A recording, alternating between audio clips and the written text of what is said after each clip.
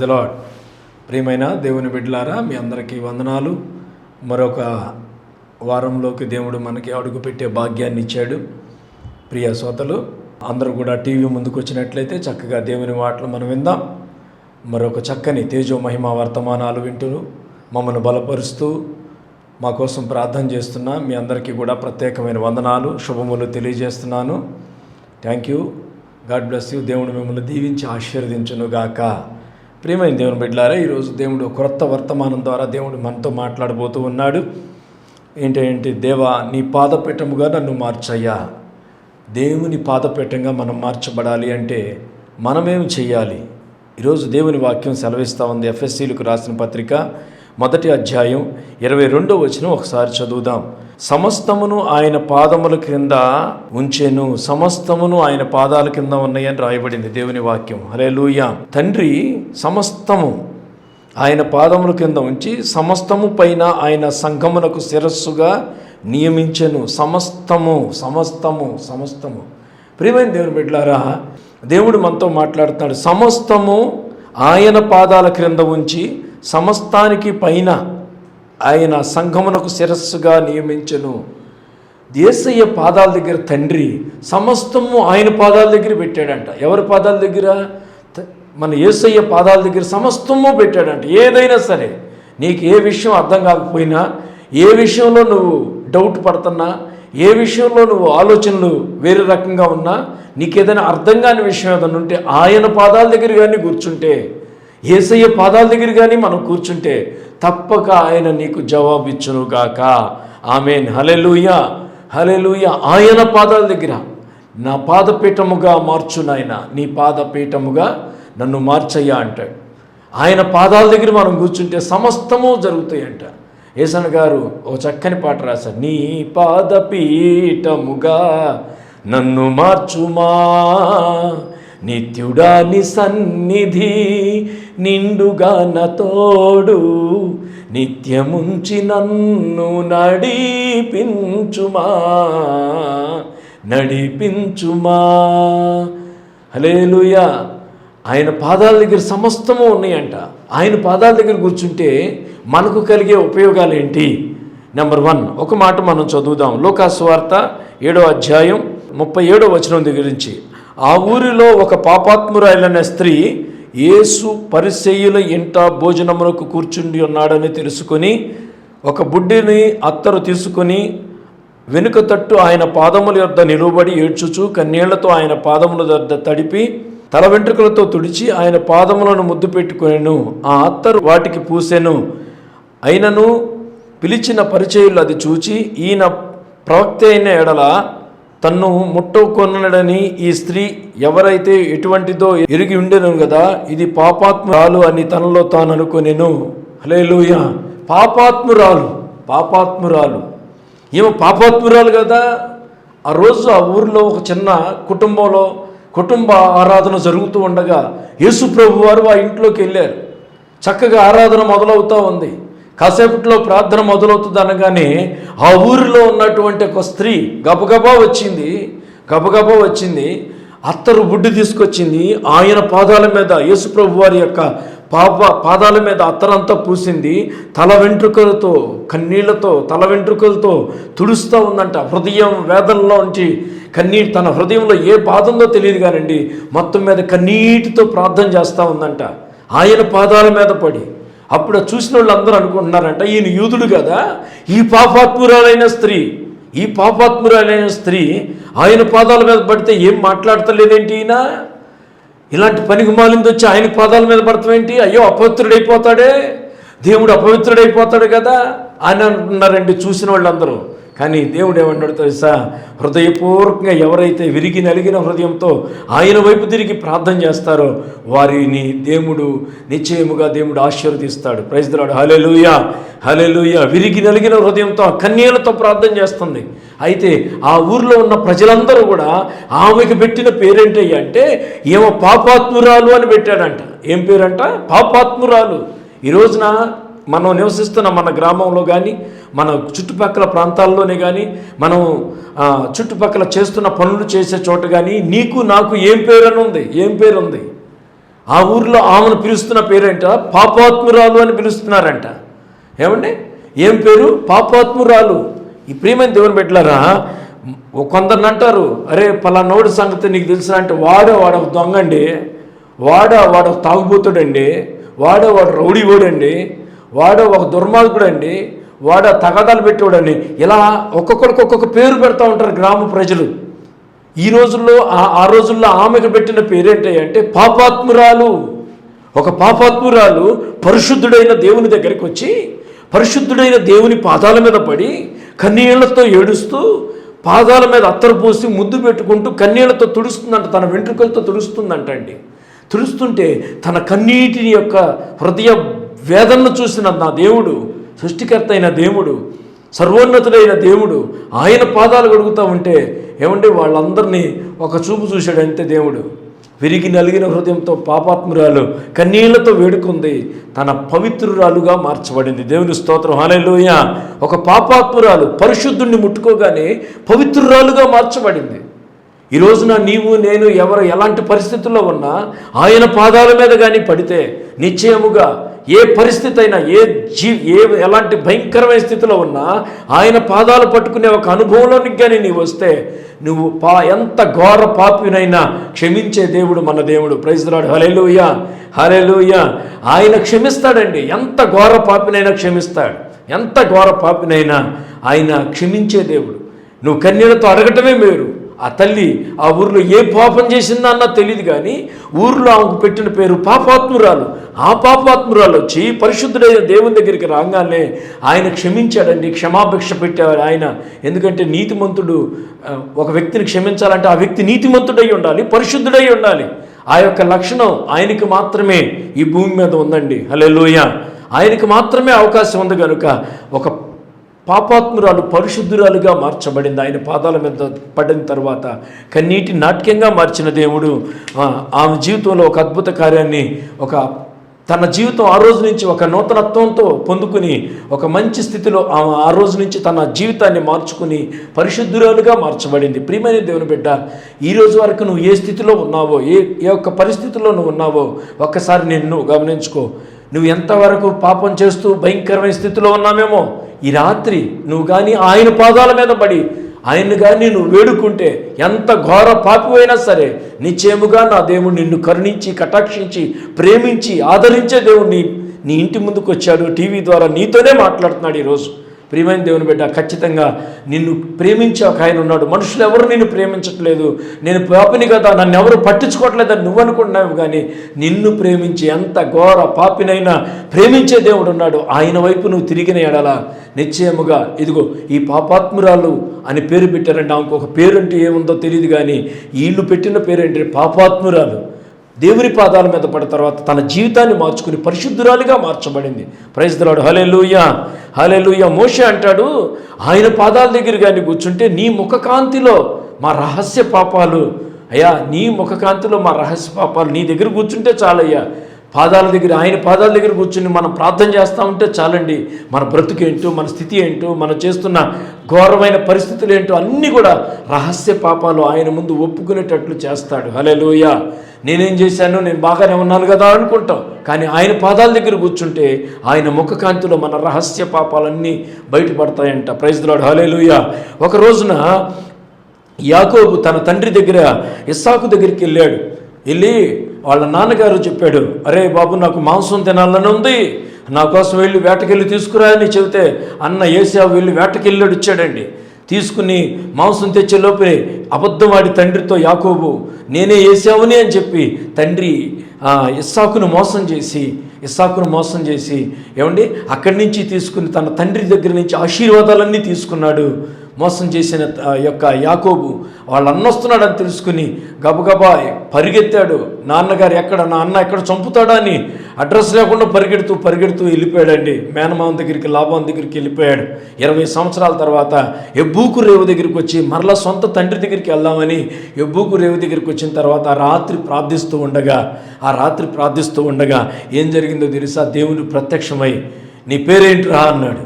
నీ పేరేంట్రా అంటే అక్కడ కూడా దేవుడు అబద్ధం ఆడతాడేమో, నా దగ్గర ఏసేవని అబద్ధం ఆడతాడేమో అనుకున్నాడు. కానీ నిజంగా దేవుని పాదాల దగ్గర కూర్చున్నప్పుడు యథార్థంగా అబద్ధం ఆడకుండా నిజంగా చెప్పాడు, నేను యాకోబునయ్యా, నేను యాకోబుని. అంటే మోసగాడిని అని దేవుని పాదాల దగ్గర అయితే ఎప్పుడు ఒప్పుకున్నాడో, ఏమండి ఒక వ్యక్తి ఎప్పుడు ఒప్పుకుంటాడయ్యా అంటే తన పాపాలని యేసయ్య పాదాల దగ్గర కూర్చుంటే మన జీవితం అంతా అర్థమైపోద్దండి. ఆయన పాదాల దగ్గర కూర్చున్నాడు, ఒప్పుకున్నాడు, నా పేరు యాకోబు అని. యాకోబు అని ఎప్పుడైతే ఒప్పుకున్నాడో దేవుడు సంతోషించి, నిజంగా ఈరోజు యథార్థంగా నీ స్థితి ఏంటో నాకు చెప్పావు కనుక నీ పేరు నేను మారుస్తున్నా. నీ జీవితాన్ని ఈ రోజు నుంచి నీ యొక్క పాపాన్ని ఒప్పుకున్నావు కనుక నీ స్థితిగతులు మార్చడానికి నా యొక్క పాద సన్నిధిలో, నా యొక్క సన్నిధిలో నువ్వు కూర్చుని యథార్థంగా నువ్వు చేసిన పొరపాట్లు ఒప్పుకున్నావు కనుక ఇదిగో నీ పేరు నేను మారుస్తున్నా, నీ స్థితిగతులు మారుస్తా, నీ జీవితాన్ని మారుస్తానని అప్పటి నుంచి ఇశ్రాయేలుగా పేరు మార్చాడండి. దేవునికి స్తోత్రం. హల్లెలూయా, హల్లెలూయా. ఒక్కరోజు ఒప్పుకున్న యొక్క యాకోబు యొక్క పేరు, మోసగాడనే పేరు తాగిపోయింది, ఇశ్రాయేలుగా మార్చబడింది. ఎందుకో తెలుసా? ఆయన పాదాల దగ్గర కూర్చున్నాడు కనుక. దేవునికి మహిమ. హల్లెలూయా. ఒక మోసగాడు ఒక మంచివాడిగా మార్చబడాలి అంటే ఆయన పాదాల దగ్గర కూర్చోవాలి. ఒక పాపాత్ముడు ఆయన దగ్గరికి వస్తే పరిశుద్ధులుగా మార్చబడతారండి. దేవునికి స్తోత్రం. హల్లెలూయా. ఆయన పాదాల దగ్గర మన రహస్య పాపాలు ఏది దాచిపెట్టలేమండి. ఆయన పాదాల దగ్గర కూర్చునే అలవాటుగానే నీకుంటే నిన్ను పరిశుద్ధుడిగా మార్చే దేవుడు ఈ రాత్రి నీ ముందున్నాడు, నీతో మాట్లాడుతున్నాడు, నీ యొక్క హృదయంలో గొప్ప క్రియ చేయబోతున్నాడు ఆయన. నిశ్చయముగా దేవుని బిడ్డ నువ్వు సిద్ధంగా ఉండు. ఆయన పాదాల దగ్గర పట్టుకో. మనుషుల పాదాలు పట్టుకున్నావు, ఎవరెవరో పాదాలు పట్టుకున్నావు, ఏదేదో మారుస్తారు నీ జీవితాలు అనుకున్నావు. కానీ ఆయన పాదాలలో నుండి గొప్ప క్రియలు జరగబోతుంది. ఆయన పాదాల దగ్గరికి వచ్చి కూర్చునే అనుభవంగానే నీకుంటే నిశ్చయముగా నా దేవుడు నీ జీవితంలో గొప్ప గొప్ప మార్పులు దేవుడు కలుగజేయునుగాక. ఆమేన్. హల్లెలూయా, హల్లెలూయా. రెండవ మాట కీర్తన గ్రంథం 110వ అధ్యాయం 1వ వచనం చదువుకుందాం. ప్రభువు నా ప్రభువుతో సెలవిస్తున్నాడు, నేను నీ శత్రువులను నీ పాదపీఠముగా చేయు వరకు నా కుడి పార్శ్వమున కూర్చుండుము. ప్రభువు నా ప్రభువుతో సెలవిచ్చుచున్న వాక్కు, నేను నీ శత్రువును నీ పాదపీఠముగా చేయు వరకు నా కుడి పార్శ్వమున కూర్చుండుము. ప్రియమైన దేవుని బిడ్డలారా, నీ శత్రువులు ఎంతోమంది ఉంటారు. శత్రువుని పగ తీర్చుకోవటం నీ పని కాదు. శత్రువుని నీ పాదాల దగ్గరికి వచ్చి నీవు కానీ ఆయన పాదాల దగ్గర కూర్చుంటే ఆ శత్రువు యొక్క నీ మీద పన్నాగం పన్నినోళ్ళు కానీ, నీకు విషపు చూసులు చూసేవాళ్ళే కానీ, నిన్ను చూసి పళ్ళు కొరికేవాళ్లే కానీ, నిన్ను చూసి ఏమంటే కాలు రగరేసుకుని తిరిగేవాళ్లే కానీ, ఎవరినైనా సరే శత్రువు నీ మీద అటాక్ చేయాలని రకరకాలుగా ఆలోచనలు చేస్తున్నాడేమో. ప్రియమైన దేవుని బిడ్డ, ఈ రాత్రికాల సమయంలో దేవుడు నీతో మాట్లాడు. ఆ శత్రువుని ఆయన నీ పాదాల దగ్గర కూర్చోబెట్టి దేవుడు చేస్తాడంట. ఆ శత్రువుని నీ పాదాల దగ్గర కూర్చోబెడతాడంట. ఎలా కూర్చోబెడతాడయ్యా అంటే, ఏమండి ఒక శత్రువు దగ్గర మనని ఆయన పాదాల దగ్గర కూర్చోబెడతాడు. ఈరోజు మనల్ని చాలామంది దగ్గర పాదాల దగ్గర కూర్చుంటాం. మన బ్రతుకు తెరువు కోసం వాళ్ళ పాదాలు వీళ్ళ పాదాలు పట్టుకుంటాం. ఒకవేళ సాతానుగాడు నీ జీవితంలో శత్రువుగా ఉన్నాడేమో, అనారోగ్యమే నీకు శత్రువుగా ఉందేమో, ఏమండి ఒకవేళ నీ శరీరమే నీకు శత్రువుగా ఉందేమో, ఒకవేళ నీ యొక్క తలంపులన్నీ నీ శత్రువుగా మారిపోయినాయేమో, ఆయన పాదాల దగ్గర కానీ కూర్చుంటే నిశ్చయముగా నీకున్న బలహీనతలన్నీ కూడా తీసివేసి ఆ శత్రు పైన విజయాన్ని దేవుడు నీకు అనుగ్రహించునుగాక. Amen. Hallelujah, hallelujah. Praise the Lord. Hallelujah. ఈ రాత్రికాల సమయంలో టీవీలో వాక్యం వింటున్న మీతో నా దేవుడు మాట్లాడుతున్న మాట ఏంటి తెలుసా? ఏ శత్రువైనా కానీ నీవు యుద్ధం చేయబాక, యుద్ధము యెహోవాదే. ఆయన నీ తరపున యుద్ధం చేస్తాడు. నువ్వేం చేయాలి? ఆయన పాదముల దగ్గర కూర్చోవాలంట. ఏమన్నాడు? నేను నీ శత్రువులను నీ పాదపీఠముగా చేయు వరకు నా కుడి పార్శ్వమున కూర్చుండుము. నువ్వేం చేయొద్దు, నా కుడి పార్శ్వమున వచ్చి కూర్చో అంతే. కంగారు పడబాక, గందరగోళం చేయబాక, ఇబ్బందులు పడబాక, ఆయన కుడి పార్శ్వం దగ్గర నువ్వు కూర్చుంటే చాలు. అంటే కుడి పార్శ్వమున ఎవరున్నారంటే తండ్రి అయిన దేవుని దగ్గర కుడి పార్శ్వమున మన కోసం మన విజ్ఞాపనలు తీసుకెళ్లే యేసుక్రీస్తు వారు ఉన్నారండి. యేసుక్రీస్తు వారు పరలోక తండ్రి దగ్గర కుడి పార్శ్వమున కూర్చున్నాడు. నీ విజ్ఞాపన అంతా ఆయన విని ఏమండి నీకు జవాబు దేవుడి దగ్గర నుంచి వచ్చునుగాక. ఆమేన్. హల్లెలూయా, హల్లెలూయా. ఒక రోజున ఒక ఆఫీసులో ఒక యవనస్తుడు పనిచేస్తా ఉన్నాడు. ఆ యవనస్తుడు ప్రతి ఆదివారం మందిరానికి వెళ్తాడు.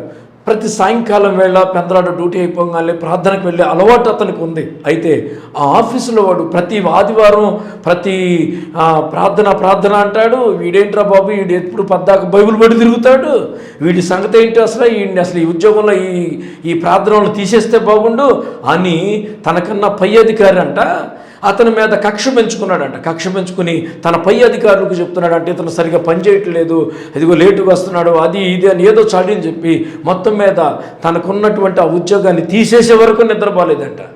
శత్రువు ప్రార్థనకి వెళ్తుంటే శత్రువు ఆ ఉద్యోగం తీసేసే వరకు నిద్రపోలేదంట. ఇప్పుడు ఆ అబ్బాయి ఏం చేయాలో అర్థం కాక, ఏ దిక్కుకు పోవాలో అర్థం కాక, నాకంటూ ఒక దిక్కు ఉంది, మీరు ఒక దిక్కును మీరు ఆపేసినా పర్లేదు, నా ఉద్యోగం మీరు తీసేసినా పర్లేదు, కానీ నాకు ఒక దిక్కు ఉంది, నాకు ఒక ఆశ్రయం ఉంది అని చెప్పి అలాగే ఉద్యోగంలోంచి రేపటి నుంచి రావద్దయా నువ్వు రావద్దు, నువ్వు ఏటో ప్రార్థనలు అంటున్నావంట, అటు అంటావంట, ఇటు అంటావంట, ఆదివారం వస్తే చాలంట ప్రార్థనలకు పోతావంట, నువ్వు ఒక్కడవే భక్తుడివే ఏంటి ఇక్కడ అన్నట్లుగా ఆఫీసులో ఇష్టం వచ్చినట్టుగా మాట్లాడి తన ఉద్యోగంలోంచి తీసేశారండి. తీసేస్తే నిటారుగా అలాగే కన్నీళ్లతో వచ్చేసి దేవుని మందిరంలో ఆయన పాదాల దగ్గర పట్టుకున్నాడండి. దేవునికి స్తోత్రం, హల్లెలూయా. ఆయన పాదాల దగ్గర కూర్చుని ఆయన విజ్ఞాపన చేశాడు. తండ్రి, నాకు ఈ ఉద్యోగం పోయింది, నెలకు 18,000 రూపాయలు ఉద్యోగం పోయిందయ్యా, ఇప్పుడు నా దిక్కెవరయ్యా, నా కొండ, నా కోట, నా ఆశ్రయ దుర్గము నీవే కదా నాయన, నీవు ఆదుకోకపోతే నన్ను ఎవరు ఆదుకుంటారయ్యా అని తన కన్నీళ్లతో ఆయన పాదాలతో పట్టుకుని మొర్ర పెడతా ఉన్నప్పుడు దైవజనుడు తన ఏ సంఘానికి వెళ్తున్నాడో ఆ సంఘంలో ఉన్న సేవకుడు వచ్చి అన్నారంట, ఏం భయపడబాకు తమ్ముడా, దేవుడు నీకు ఇంతకంటే శ్రేష్టమైన అది ఏదో ఒకటి ఇస్తాడు నీకు, ఆయనే నీకు తోడుగా ఉంటాడు, ఆయన పాదాలను ఆశ్రయించావు గనక నీకు నిశ్చయముగా నీకు ఏ కొదువ లేకుండా ఆయన నిన్ను పోషిస్తాడు అని చెప్పారంటండి. చెప్పిన తర్వాత ఇంటికి వెళ్ళిపోయాడు, ప్రార్థన చేసుకున్నాడు, మౌనంగా ఉన్నాడు. అప్పుడు ఒక ఆలోచన వచ్చిందంట. ఏం ఆలోచన అంటే, ఈ ఉద్యోగంలో జాయిన్ అవ్వక ముందు ఆ అబ్బాయి మెకానిక్ అంట, బైక్ మెకానిక్ అంట. అతను బైక్ మెకానిక్ అయితే బైక్ మెకానిక్ ఒక వ్యాపారం చేస్తూ ఉండేవాడు. అది మానేసి ఉద్యోగం వచ్చిందని వెళ్ళిపోయాడు. మరలా నువ్వు ఆ వ్యాపారాన్ని స్టార్ట్ చేయి, నేను నిన్ను ఆశీర్వదిస్తాను, నేను నిన్ను దీవిస్తానని దేవుని వాక్యం ఒక ప్రేరేపణలాగా వచ్చిందంట. అంతేనండి, తెల్లారి పొద్దున్నే ఒక 10,000 రూపాయలు పెట్టి రెంచీలు, బోల్టులు అవి ఉంటాయి కదండి, వాటికి సంబంధించిన అన్ని కొనుక్కొని ఊరి చివరన చింత చెట్టు ఉంటే చింత చెట్టు చెక్కున ఒక టంగు పెట్టుకుని అక్కడ పంచర్ లైటు స్టార్ట్ చేశాడంట. పంచర్ లైటు స్టార్ట్ చేశారు. మెల్లగా జనాలు వస్తాం ప్రారంభించారు. ఏమండి, మెల్లగా జనాలు వస్తాం ప్రారంభించారు. ఆ రోజుకి 500, 400, 300 అలా సంపాదిస్తూ ఉన్నాడు. ఇక వ్యాపారం నెల గడిచింది, 5,000 రూపాయలు వస్తున్నాయి. ఇంకో నెల గడిచింది, రోజుకి వచ్చి 2,000 వస్తున్నాయండి.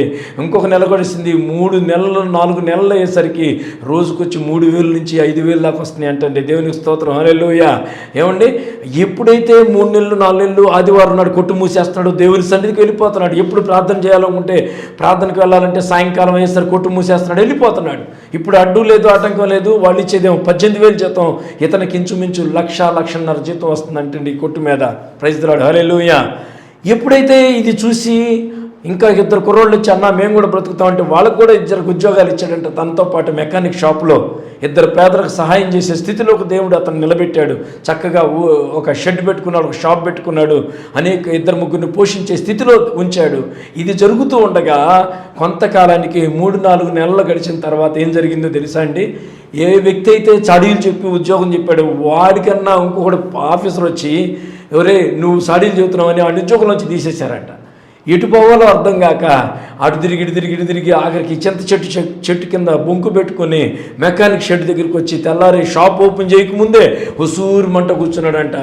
ఏంద్రా ఈడొచ్చాడని చెప్పి అనుకుని చూస్తే, నా ఉద్యోగం పోయిందన్నా, నీ మీద నేను అన్యాయంగా చాడీలు చెప్పాను, నువ్వు కానీ నన్ను ఆదుకోపోతే ఇప్పుడు నాకు 2 పిల్లలు, రోడ్డును పడతాను, నాకు కూడా ఏదైనా పనిపించు, అవసరమైతే నీ కొట్లోనే నేను పనిచేస్తానని వాళ్ళ పాతాల మీద పడేటట్టుగా చేశాడండి. దేవునికి స్తోత్రం, హల్లెలూయా, హల్లెలూయా.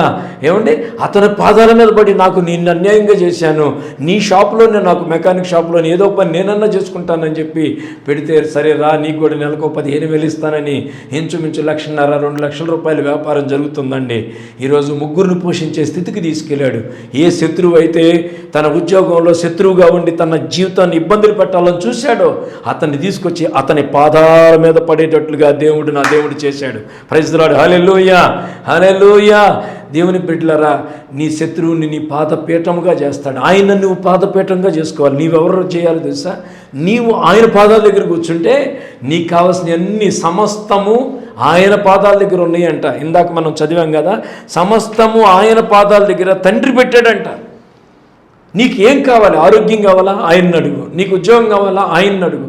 నీకేం వ్యాపారం నష్టాల్లో వస్తుందా? ఆయన పాదాల దగ్గర కూర్చో. ఆయన పాదాలను ఆశ్రయించే ఒక వ్యక్తిగత జీవితంలో, నీ వ్యక్తిగత జీవితంలో ఆయన పాదాలను ఆశ్రయించే ఒక మంచి నిర్ణయం కానీ నువ్వు కానీ తీసుకోగలిగితే నిశ్చయముగా నా దేవుడు నీ ద్వారా గొప్ప కార్యాలు జరిగించి ఉన్నతమైన స్థితిలో దేవుడు నిన్ను నిలబెట్టునుగాక. ఆమేన్. హల్లెలూయా, హల్లెలూయా. ఏమంటే ఇంకొక మాట చదువుదాం. ఆయన పాదాల దగ్గర ఏముందంటే ప్రకటన గ్రంథం 1వ అధ్యాయం 17వ వచనంలో ఇంకొక మాట చదువుకుందాం. నేను ఆయన్ను చూడగా చచ్చిన వాని వలె ఆయన పాదముల యొద్ద పడితిని. ఆయన తన కుడి చేతిని నా మీద ఉంచి నాతో ఇట్లనను, భయపడకుము, భయపడకుము. ఎలా ఉన్నాడంట ఆయన పాదాల మీద పడితే? ఏమండి యోహాను గారు రాస్తున్నాడండి, యోహాను గారు రాస్తున్నాడు ఈ మాట. ఆయన పాదాల దగ్గర కూర్చోగానే చచ్చిన వాని వలె పడిపోయాడంట. మహామహిమ కలిగిన దేవాతి దేవుడైన సర్వోన్నతుడైన దేవుడు పరలోక రాజ్యంలో ఏమండి దేవుడు తన ఆత్మను తీసుకుని యోహాను గారిని తీసుకుని ఏమండి ఆ యొక్క పద్మాసు దీపంలోంచి తీసుకెళ్ళగానే ఆ యొక్క వెలుగును చూసి చచ్చిన వాని వల్ల ఆయన పాదాల మీద పడ్డాడంట. ఆయన పాదాల మీద పడితే ఏమొస్తుందో తెలుసా? మొదటిగా ఏమండి పాపాత్మురాలు పరిశుద్ధురాలుగా మార్చబడింది. రెండవదిగా ఏం జరిగింది తెలుసా? శత్రువులను నీ పాదపీఠంగా మార్చాడు. మూడవదిగా మర్మాలను బయలుపరిచే కృపను ఆయన ఇస్తున్నాడు. ప్రైజ్ ది లార్డ్, హల్లెలూయా. మర్మాలను బయలుపరిచే కృప. ఏమండి ఎక్కడ యోహాను గారు, ఎక్కడ ఆయన శిష్యుల్లో అందరిలాగా ఒకటికి చనిపోవాల్సిన వ్యక్తిని ప్రకటన గ్రంథం రాయించే కృపనిచ్చాడు ఆయనకి. తన ప్రకటన గ్రంథాన్ని రాయించే కృపనిచ్చాడు. ఆయన మర్మాలు, జరగబోయేది, జరిగేది, రేపు రాబోయే రోజుల్లో జరగబోతుంది, ఏమేమి జరగబోతుందో మొత్తం కూడా యోహాను గారిని పద్మాసు దీపంలోంచి ఏమంటే పరిశుద్ధాత్మదేవుడు తీసుకెళ్ళిపోయి మర్మాలను బయలుపరిచేది, మొత్తం ఏమేమి జరుగుతుందో కళ్ళకు కట్టినట్లుగా ప్రకటన గ్రంథం మొత్తం కూడా చక్కగా రాయించేశాడండి. నీకు ఏది అర్థం కావట్లేదా? ఏది నీ జీవితంలో ఎటు పోవాలో అర్థం కాని స్థితిలో ఉన్నావా? నీకు మర్మాలు, నీకు ఏ జీవితం ఎటుపోతున్నావో అర్థం కాకపోతే ఆయన పాదాలు కానీ పట్టుకుంటే నిశ్చయముగా ఏది అర్థం కానిదైనా అది మర్మాలు బయలుపరిచే కృపని నిశ్చయముగా నా దేవుడు నీకు, నీ కుటుంబానికి దేవుడు దయచేయునుగాక. ఆమేన్, హల్లెలూయా. ఏమండి ఆయన పాదాల దగ్గర ఉందంటే చచ్చిన వాని వలె పడ్డాడంట. మర్మాలు, పరలోకపు మర్మం. ఏమండి ఈ లోకంలో ఈ శరీరాన్ని విడిచిపెట్టిన తర్వాత నీ ఆత్మ ఎక్కడికి చేరిద్ది? ఆ ఆత్మ యుగయుగాలు ఏ తండ్రి దగ్గర ఉంటుంది? ఆ తండ్రి దగ్గర ఎన్ని నివాసాలు ఉన్నాయి? అక్కడ ఎలా ఉండబోతుంది? ఆ పరలోకపు మహామహిమ కలిగిన ఆ పట్టణం ఎలా ఉండబోతుంది? 24 పెద్దలు ఎంత కూడా ముందుగానే చూసేశాడండి. కళ్ళ కట్టినట్టుగా మర్మం, జరగబోయే మర్మం అంతటిని యోహాను గారికి మొత్తం చూపించేశాడండి ఆయన పాదాల దగ్గర మర్మాలు బయలుపరిచే కృప. ఆయన పాదాల దగ్గర కూర్చుంటే నీకు వ్యాపారం నష్టం వస్తుందా? ఎందుకు నష్టం వస్తుందో అర్థం కావట్లేదా? నువ్వు ఎన్నో ప్రయత్నాలు చేసావు, అయినా నీకు ఏం చేయాలో ఎంత చేసినా అంత నష్టం వస్తుందా? ఆయన మర్మాన్ని, నీకు ఆలోచన జ్ఞానాన్ని చెప్తాడు, మర్మాలు బయలుపరిచే కృపనిస్తాడు. ఆయన పాదాల దగ్గర కూర్చుని అనుభవంలోకి కానీ నువ్వు వస్తే నిశ్చయముగా నువ్వు ఆయన పాదాల దగ్గర కానీ కూర్చుని కన్నీళ్లు గార్చి ప్రార్థన చేస్తేనండి మర్మాలు బయలుపరిచే జ్ఞానాన్ని దేవుడు నీకు ఇస్తాడండి. జ్ఞానాన్ని నీకు ఇస్తాడు. ఆయన తలగా నిన్ను నిలబెడతాడు. అందరి ముందు ఈరోజు నువ్వు తల దించుకుని ఉన్న స్థితిలో ఉన్నావేమో. ఏ పని చేసినా నష్టం వచ్చి, ఎక్కడికి వెళ్ళినా నష్టం వచ్చి, ఎక్కడికి వెళ్ళినా అవమానాల పాలై ఉన్నావేమో. ఆయన పాదాల దగ్గరగా నీకు కూర్చుంటే మర్మాలు బయలుపరిచే జ్ఞానం యోహానుకి ఇచ్చినట్లుగా నీకు కూడా నా దేవుడు దయచేయునుగాక. ఆమేన్, హల్లెలూయా, హల్లెలూయా. దానియేలు కూడా దేవుని దగ్గర కూర్చున్నప్పుడు మర్మాలు బయలుపరిచే జ్ఞానం ఇచ్చాడండి. దానియేలు కూడా ఏమేం చేయాలో దేవుని పాదాల దగ్గర కూర్చున్నాడు. ఏమండి ఏం కావాలో అది ఇచ్చేశాడు. ఆయన పాదాల దగ్గర కూర్చున్నాడు. రేపేం జరిగిద్దో దానియేలు ద్వారా ముందుగానే బయలుపరిచాడండి దేవుడు. ప్రతిదీ కూడా ఎవరైతే ఆయన పాదాల దగ్గర కూర్చుంటారో వాళ్ళకి మంచి జ్ఞానాన్ని ఇచ్చి, శక్తినిచ్చి, బలమునిచ్చి, కృపనిచ్చి. ఏమండి యోసేపు దేవుని పాదాల దగ్గర కూర్చున్నప్పుడు 7 సంవత్సరాలు కరువు రాబోతుందని ఏమండి ఆ యొక్క రాజుకు వచ్చిన కలని, దర్శనాన్ని, ఆ మర్మాన్ని జ్ఞానయుక్తంగా చెప్పగలిగే స్థితిలో ఉంచాడండి. ఆ మర్మాన్ని చెప్పగానే యోసేపు, జైల్లో ఉన్నటువంటి యోసేపు మహారాజుగా ప్రధానమంత్రి స్థాయికి దేవుడు తీసుకెళ్ళాడు. దేవునికి మహిమ, హల్లెలూయా. అన్నాల చేత కొట్టబడి, గుంటలో పడవేయబడి, బానిసగా అమ్మబడి, జైల్లో పెట్టబడి, ఇంట్లో రాజుగారి భార్య చేత అవమానాలు పొందిన వ్యక్తి దేవుని పాదాలు మాత్రం విడిచిపెట్టలేదండి యోసేపు. ఎంత దూరం వెళ్ళినా ఈ యోసేపుకున్నటువంటి మంచి లక్ష్యం ఏం తెలుసా? ఆయన పాదాలు పట్టుకునే అనుభవం. ఆయన పాదాలు ఎవరైతే పట్టుకుంటారో వాళ్ళకి మర్మాలు బయలుపరిచే జ్ఞానాన్ని దేవుడిస్తాడు. ఈరోజు నీకేం అర్థం కావట్లేదని, ఎంత చదివినా నా బుర్రకెక్కట్లేదని, ఎంత పరిగెత్తినా నా వ్యాపారం ఏంటో అర్థం కావట్లేదని, ఈ కాంపిటీషన్లో ఎలా బ్రతకాలని నీలో నువ్వు కృంగిపోతున్నావేమో. ఒక్కసారి నిన్ను జ్ఞాపకం చేసుకో. ఆయన పాదాలు పట్టుకుని ఒక అనుభవంలో కానీ నువ్వు వస్తే నిశ్చయముగా ఆయన పాదాల్లో ఉన్నటువంటి మర్మాలన్నీ, ఆయన పాదాల దగ్గర ఉన్నటువంటి ఆశీర్వాదాలు నీవు, నేను, మనందరము అనుభవించే కృపను దేవుడు మనకి దయచేయునుగాక. నిశ్చయముగా ఆయన కృప మన మీద ఉండునుగాక. ఆమేన్, హల్లెలూయా. మొదటిగా మనం ఎంత ఘోర పాపినైనా ఆయన క్షమించే కృప ఆయన పాదాల మీద పడితే ఉంటుందండి. రెండవదిగా శత్రువులు, ఎలాంటి ఘోరమైన శత్రువులైనా నీకు ఎదురుగా వచ్చి పళ్ళు గలిపేవాళ్ళు, నీ మీద ఎలాంటి శత్రువులు ఎదురు చూసినా వాళ్ళందరినీ మట్టి గలిపి నీ పాదాల దగ్గర పడేసేటట్లుగా దేవుడు చేస్తాడు. మూడవదిగా మర్మాలను బయలుపరుస్తాడండి ఆయన. మర్మాలను బయలుపరుస్తాడు. ఇంకా చాలా ఉంది కానీ సమయం లేదు. ప్రభు చిత్తమైతే ఇంకొకసారి చెప్తాను. దేవుడు ఈ కొద్ది మాటలు మన వెనికిడిలో స్థిరపరిచి, బలపరిచి, కాపాడి కృప చూపించునుగాక. ఆమేన్. ప్రైజ్ ది లార్డ్, హల్లెలూయా. ప్రతి బుధవారం రాత్రి 7:30 గంటలకు కీర్తన టీవీ ద్వారా మీరు వింటున్న ఈ ప్రసారాలు, ఈ యొక్క వాక్యం వర్తమానాలు మీకు నచ్చినాయి అని అనుకుంటున్నా. నచ్చినట్లయితే కామెంట్ చేయండి. ఎక్కడ మందిరంలో తేజో మహిమా మినిస్ట్రీస్కి ఎవరైనా ఏ మందిరానికి వెళ్ళని వాళ్ళు ఉంటే చక్కగా రండి, ప్రభు వాక్యాన్ని వినండి. యూట్యూబ్లో కూడా మీకు చక్కగా ఈ వర్తమానాలు తేజో మహిమా మినిస్ట్రీస్ ఏపీ ఇండియా అని కొడితే చక్కగా వస్తాయి. చక్కగా వర్తమానాలు వినండి, బలపడండి. May God bless you. దేవుడు మిమ్మల్ని దీవించి ఆశీర్వదించి కృప చూపించును గాక. ఆమేన్. చిన్న ప్రార్థన చేసుకుందాం. పరిశుద్ధుడైన మా తండ్రి, ప్రేమ నమ్మకం కలిగిన మా గొప్ప దేవ, ఇంతవరకు మమ్మల్ని నాయన నీ యొక్క రెక్కలడలో కాచి కాపాడి భద్రపరిచిన తండ్రి, నీకు స్తోత్రాలు అయ్యా. నీ పాదాలు పట్టుకుంటే ఎన్ని ఆశీర్వాదాలు ఉన్నాయో మాకు మీరు చెప్పినందుకు స్తోత్రాలు. సమస్తము నీ పాదాల దగ్గర పెట్టాడు తండ్రి. అయ్యా, నీ పాదాలు పట్టుకుంటే చాలయ్యా, మా జీవితాలు ధన్యమవుతాయి నాయన. నీ పాదాలు పట్టుకుంటే చాలయ్యా, మాకు అర్థం కాని మర్మాలు అర్థమవుతాయి నాయన. నీ పాదాలు పట్టుకుంటే చాలయ్యా, మా శత్రువులను అయ్యా నా తండ్రి, అయ్యా మా పాదాల దగ్గర ఇస్తానని చెప్పావు తండ్రి. నీ పాదాలు పట్టుకుంటే చాలయ్యా, ఎంత ఘోర పాపినైనా క్షమించే దేవుడు నువ్వు ఉన్నావని మీరు మాతో సూటిగా తేటగా మాట్లాడినందుకు నీకు స్తోత్రాలు తండ్రి. ఈ రాత్రికాల సమయంలో నా ప్రభువా, ఎందరైతే కూడినైనా ఈ ప్రార్థనలో ఏకీభవిస్తున్నారో వారికి ఉన్న ఎలాంటి జటిలమైన సమస్య అయినా నజరేయుడైన యేసు నామములో తొలగిపోవునుగాక. గొప్ప కార్యాలు జరిగించి కృప చూపించి మేలులతో నింపి బలపరచమని యేసునామని ప్రార్థన అడుగుచున్నాము తండ్రి. ఆమేన్. తండ్రి అయిన దేవుని ప్రేమ, కుమారుడైన యేసుక్రీస్తు కృప, పరిశుద్ధాత్మ దేవుని అన్యోన్య సహవాసం ఇప్పుడు నువ్వు ప్రభు రాకడ పర్యంతం వరకు సదాకాలం తోడయుండి నడిపించునుగాక. Amen, amen, amen. May God bless you. దేవుడు మిమ్మల్ని దీవించి ఆశీర్వదించునుగాక. Amen. Hallelujah, hallelujah. Thank you.